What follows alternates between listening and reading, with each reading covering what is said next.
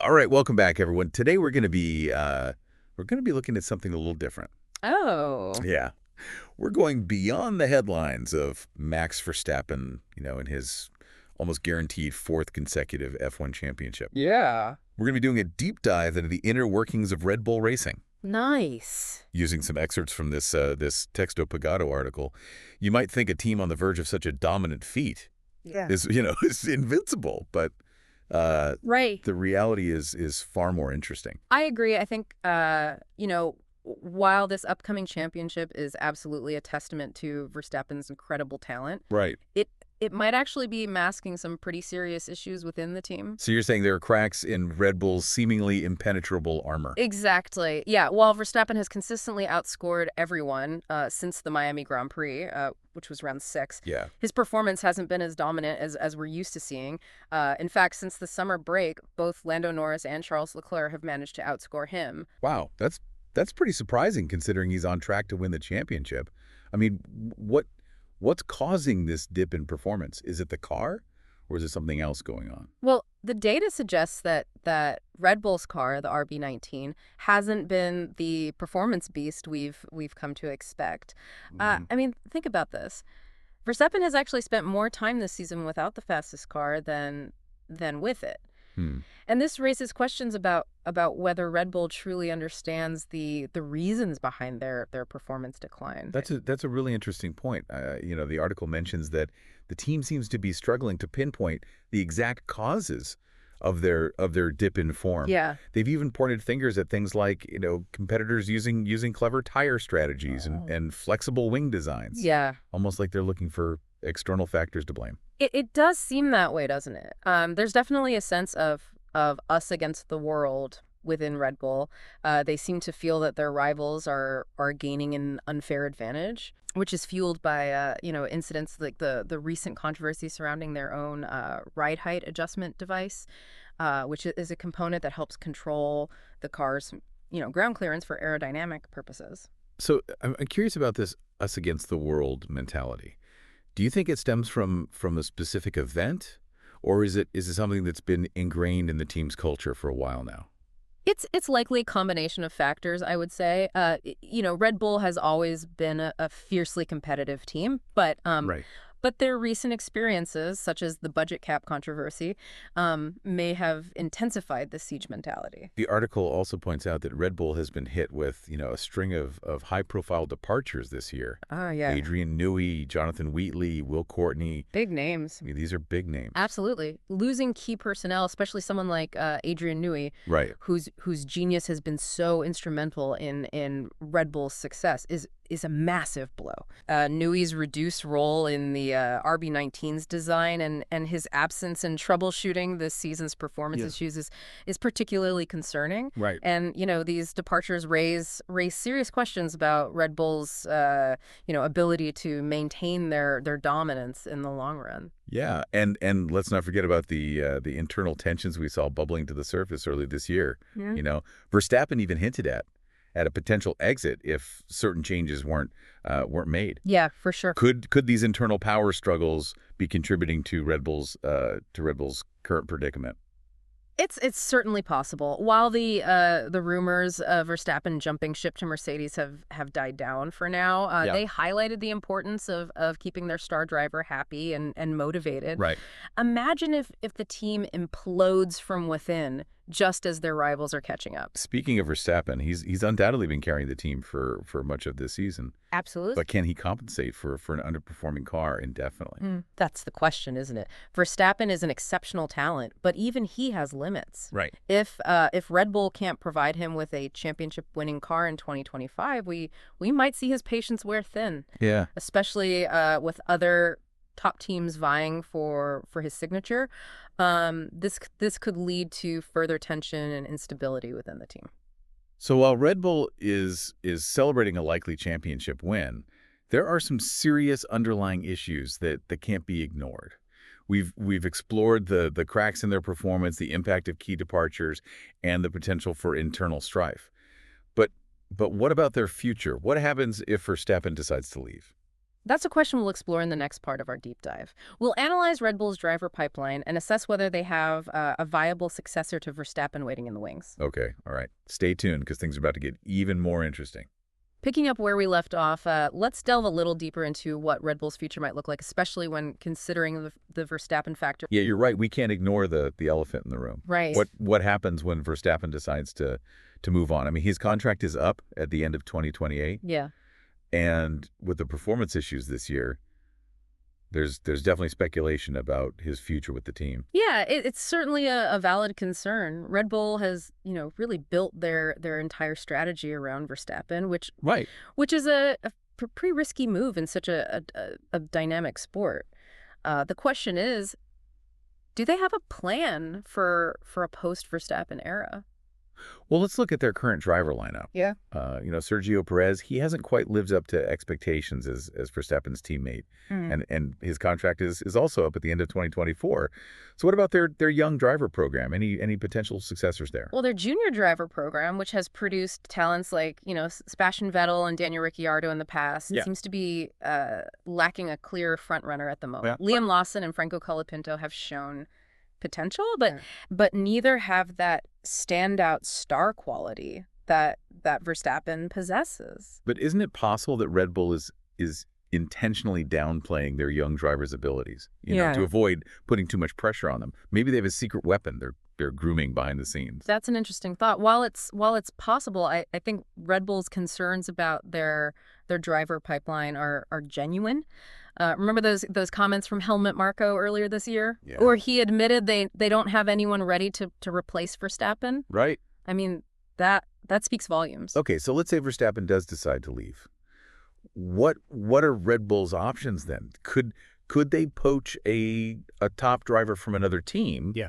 Or would they be forced to promote a relatively inexperienced driver from their junior program? Well, poaching a top driver is always a possibility. Right. But it comes with its own challenges. Why? I mean, think about the financial implications of luring someone like Lewis Hamilton or Charles Leclerc away from their current teams. Right.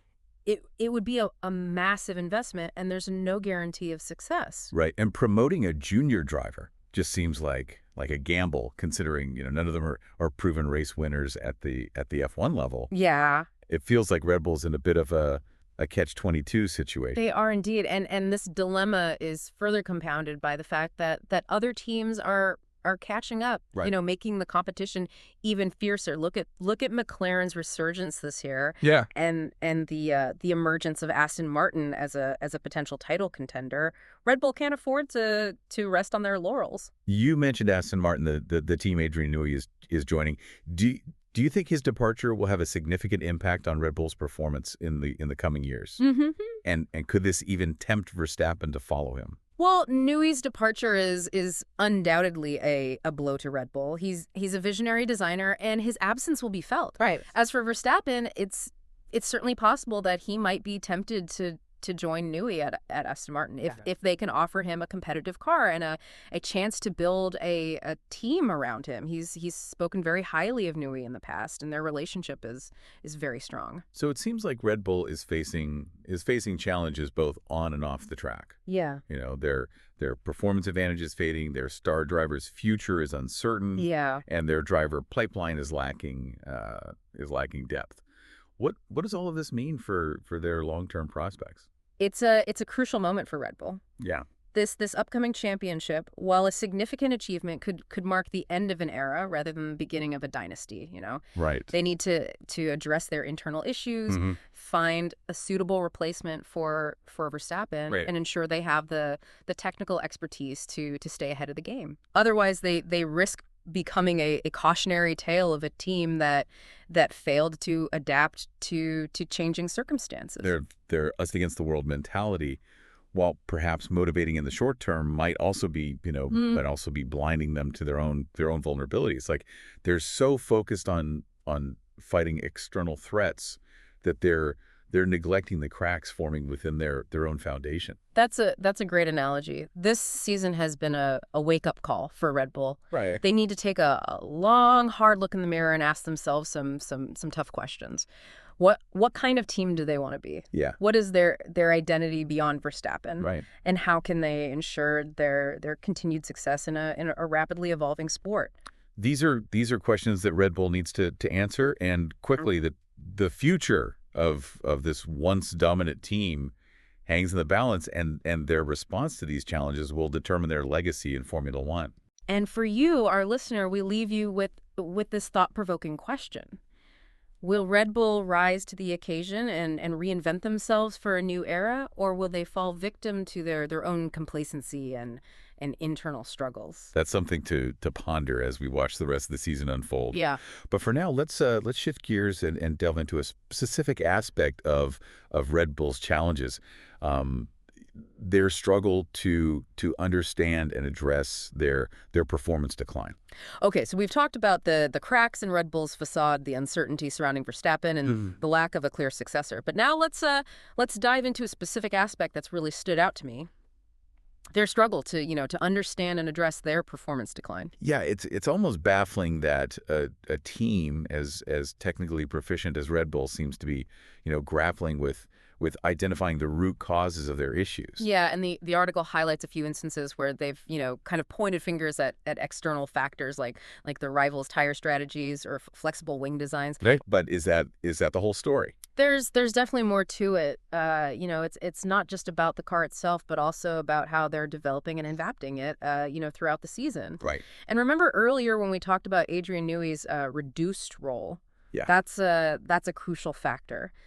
Newey's genius has always been in his ability to identify and solve problems quickly, and his absence is being felt. That makes sense. I mean, losing someone with Newey's level of experience and insight would undoubtedly impact their ability to troubleshoot and improve the car. Exactly, and this is compounded by the departures of other key personnel like Jonathan Wheatley and Will Courtney. Right. It's like losing your star quarterback, head coach, and an offensive coordinator all at once. Yeah. The impact on the team's overall strategy and execution can't be overstated. But isn't it possible that Red Bull is just being overly cautious? Yeah.